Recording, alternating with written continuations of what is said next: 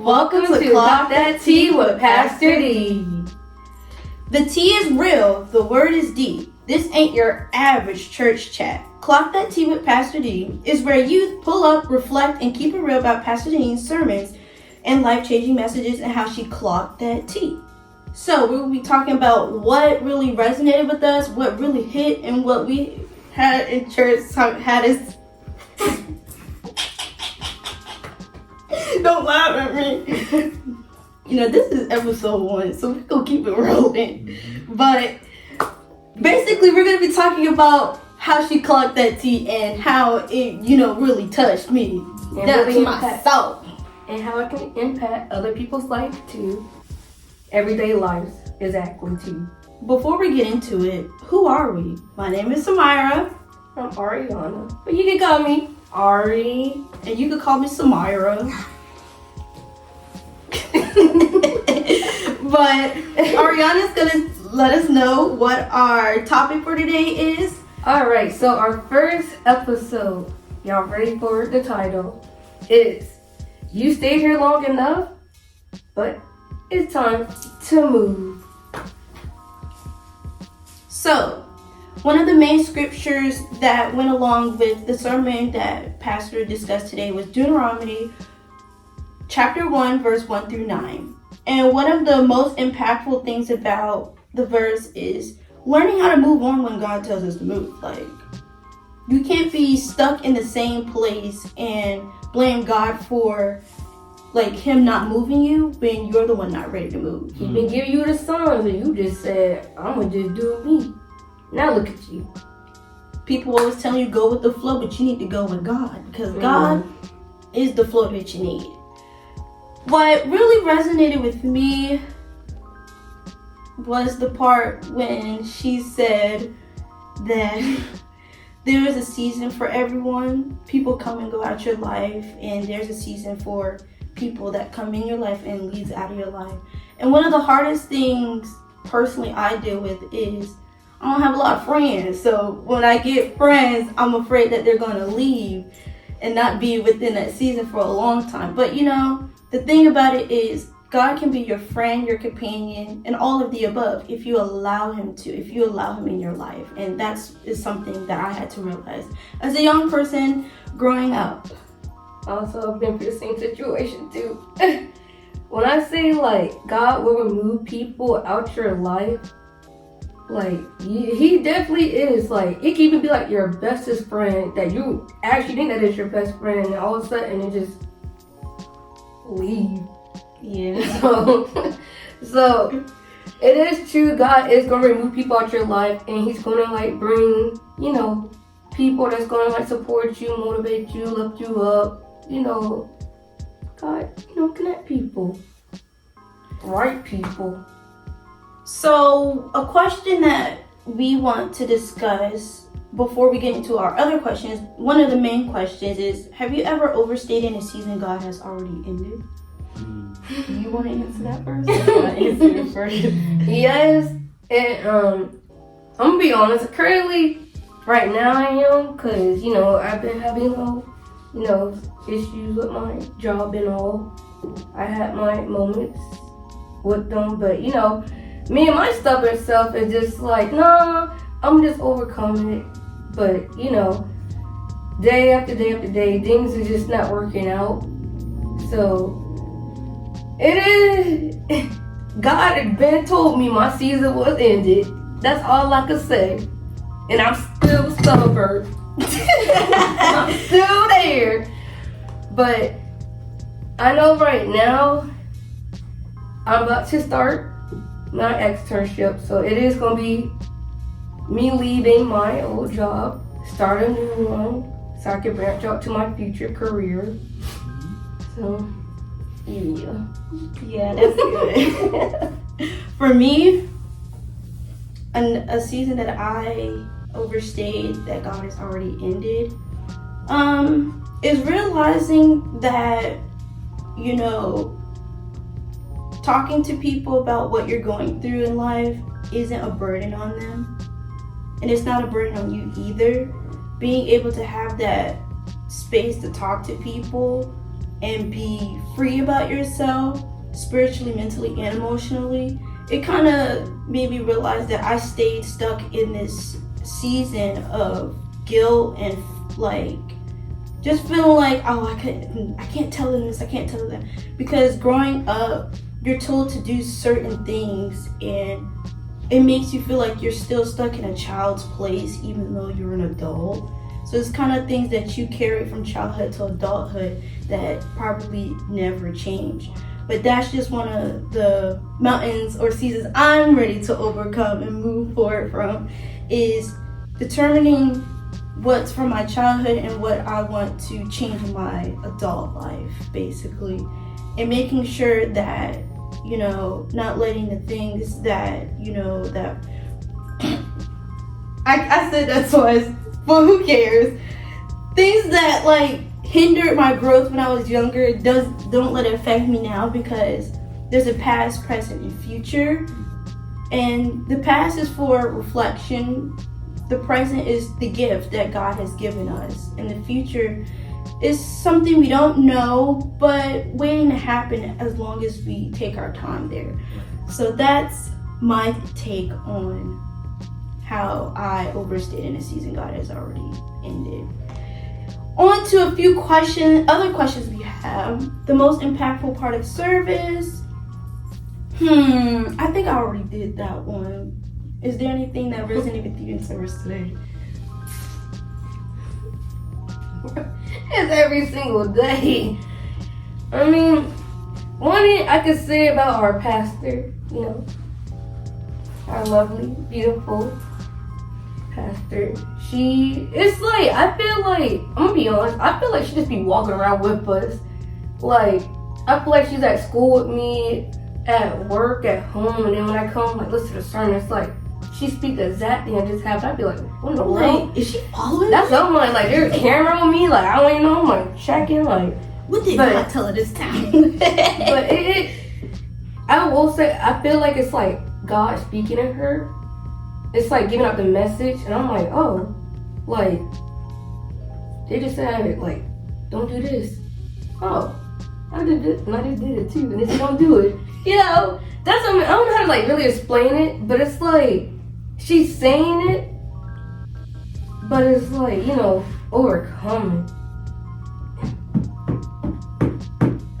Sometimes you gotta hear it from a third party for you to really understand, because like your family can say so many things, but when you hear it from like someone outside of the family, it really resonates. It's not that I don't listen to my family, it's just sometimes I just be getting lectured and it just make me feel overwhelmed and I be stuck. Or sometimes you get a lot of information, be another ding and another ding and another ding. I'm like, so which one should I listen to? So it's like a reoccurring cycle. So being able to have a pastor that really connects with us on that level spiritually, but not only that, but she's like very raw and true, and as we call her, the Demon Slayer. Yeah, the Demon Slayer. Keep that name, guys. Remember that name. Like, she really is a Demon Slayer in my opinion, because when I tell you I've had some trials and tribulations, but when I came to church after all those trials and tribulations, it was like, oh, she grabbed that lasso like Wonder Woman, yanked them things away. And it just made me feel very secure and safe being in a church environment where she's very open and honest about her life experiences, but what's going on in the world also. And actually not being afraid to speak on things, because a lot of people are afraid to speak on things because of he say, she say. People are afraid to do anything because of other people, and I just like how fearless she is. Overthinkers too. Overthinkers too. Because like, and with me, I will say like I am like a hardcore overthinker. Like, I be like, what if I say this? Are they gonna get mad, sad, happy? Are they like gonna get physical? Like, you just never know. Like with me, I'm like, I'll overthink everything, and it just be like a simple just go up there and just ask. Yeah. But well, taking the initiative basically. But another question is, how did Pastor make that spiritual connection in your life with today's sermon? I will say the things that she said today were like literally on point. with everything. And it kind of made me realize, like, don't give in to doubt or anxiety or depression, because, you know, you may have like anxiety, depression, or, you know, PTSD, OCD, things like that, but it doesn't amount to who you are as a person. That's just one of your perks, one of the upgrades you got. So I would say the spiritual connection I have with today's sermon, going along with what I just said, is that as long as you put God first and you actually like close your mouth, open your ears, and actually meditate on the word and actually hear God's voice, he will bring you out of those situations. Not saying that Christians can't have depression or anxiety. It's just being aware. And yeah, you can be depressed for a day, you know, sleep all day, but the next day you gotta get up. Like, you gotta thank God for another day. You survived another day and another year. I can't add to that, because right now a lot of people, you know, don't get to experience that at all. So it is like, you know, being you can wake up another day and, you know, live life. Like, be like, actually, like, you know, thank God that you actually wake up. Because again, like, some people, they don't, and we're just keeping it real. There's a, like, we got a lot of violence happening right now. So it's like, you know, just like be thinking and like praying, you know? Meditation.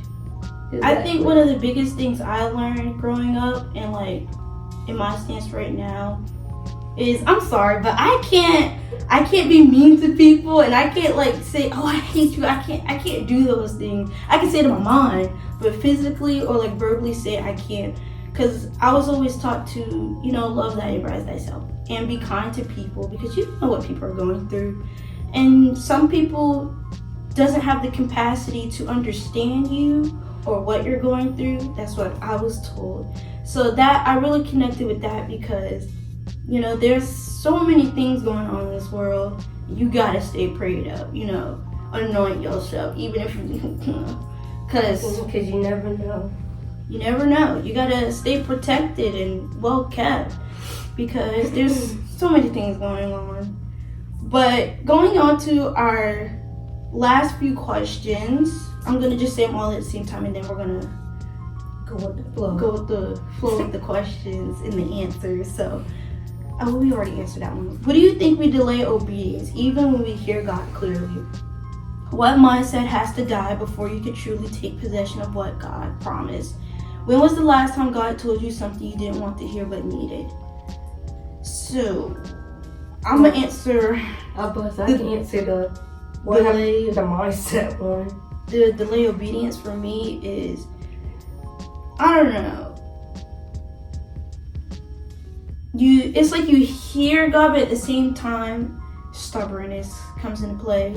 You love all these things and you don't want to give up on them. So it's like you kind of forget what God has for you when you're trying to think of all these things like music or books and things like that. But if you learn to let go of these things, then you'll actually be on track with, you know, being more obedient to God. Because you keep delaying it, then you never know what tomorrow's going to be like, and you don't know when your last day will be. So be obedient, guys. I mean, I'm still learning, but as a young person, be obedient, guys. We both still learning. We're still learning, and even people, everybody has a different track on their spiritual journey. Cause just like what our family be saying. Oh, by the way, related. But